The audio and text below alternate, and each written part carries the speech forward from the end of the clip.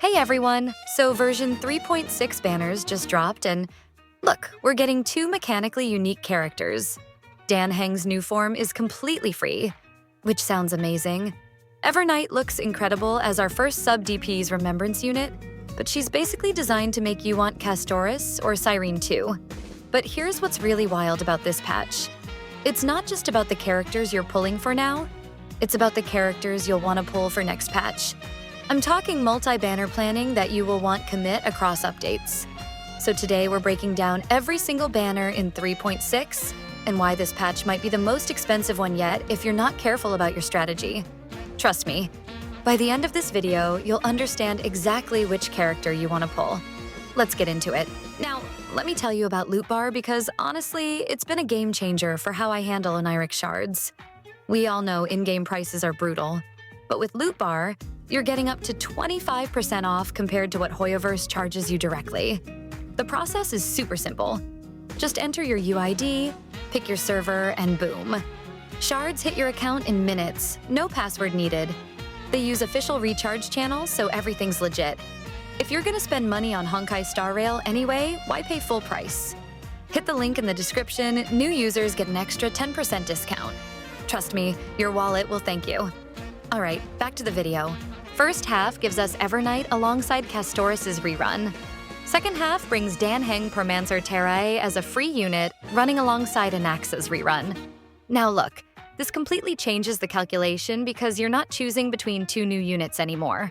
You're choosing between pulling for Evernight's team versus investing in optimization for a guaranteed free character.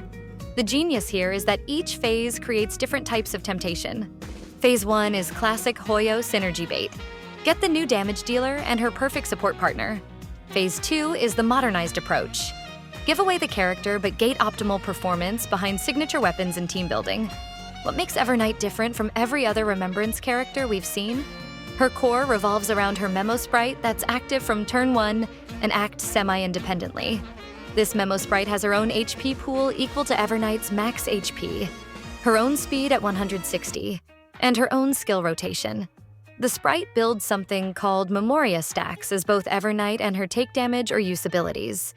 When Evernight hits 16 Memoria stacks, she can unleash a massive AoE nuke that scales at 5% of her max HP per Memoria consumed for the primary target, and 2.5% for secondary targets. We're talking potential 80% max HP scaling to the main target, and 40% to everyone else if you cash out at max stacks. That's not control utility. That's legitimate hypercarry territory, disguised as a support kit. But here's where it gets expensive. Her signature light cone doesn't just boost her numbers. It fundamentally changes how Remembrance teams function. At max refinement, it gives her 60% max HP. But more importantly, when any Memo Sprite uses an ability, she gains stacks that make all allied Memo Sprites ignore 30% of enemy defense. Plus, each stack increases both her and her Memo Sprite damage by 20%, stacking up to 4 times. The Castoric pairing makes perfect sense once you understand Evernight's scaling. Castorice's Dragon Memo Sprite benefits directly from Evernight's Defense Shred and Memo Sprite buffs, while Castorice's HP drain mechanics actually feed Evernight's Memoria generation since she gains stacks whenever she or allied Memo Sprites lose HP. Castorice remains the undisputed queen of Remembrance DPS. Her Dragon Memo Sprite can reach insane damage multipliers, and she's still an absolute meta unit. If you've been waiting for her rerun since her initial banner ended, this is your shot. The risk here is obvious. If you want Evernight at her ceiling, you're looking at potentially 3 separate pulls. Evernight herself, her signature light cone, and Castorice as her ideal partner. That's a serious Jade commitment for one team archetype. Now, here's where things get complicated for your long-term planning. The March Cyrene situation is creating a massive synergy problem that's gonna hit later patches hard. Cyrene's confirmed as a territory-type support, which means she literally cannot function in the same team as Castorice or Phenon. The game blocks multiple territories from existing simultaneously.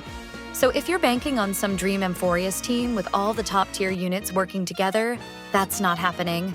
This territory restriction is forcing players into completely separate team archetypes, making your Evernight investment even more crucial since Castorice might get left behind in future metas. If you have limited Jade, this creates interesting decision points. You can focus entirely on Evernight's banner if you want to invest in Remembrance as your main archetype. You can skip Phase 1 entirely and just invest in Dan Heng's Light Cone for a cheaper power spike. Or you can spread thin across both phases and end up with incomplete optimization. The risky play is trying to optimize everything. Evernight without Castorice feels incomplete.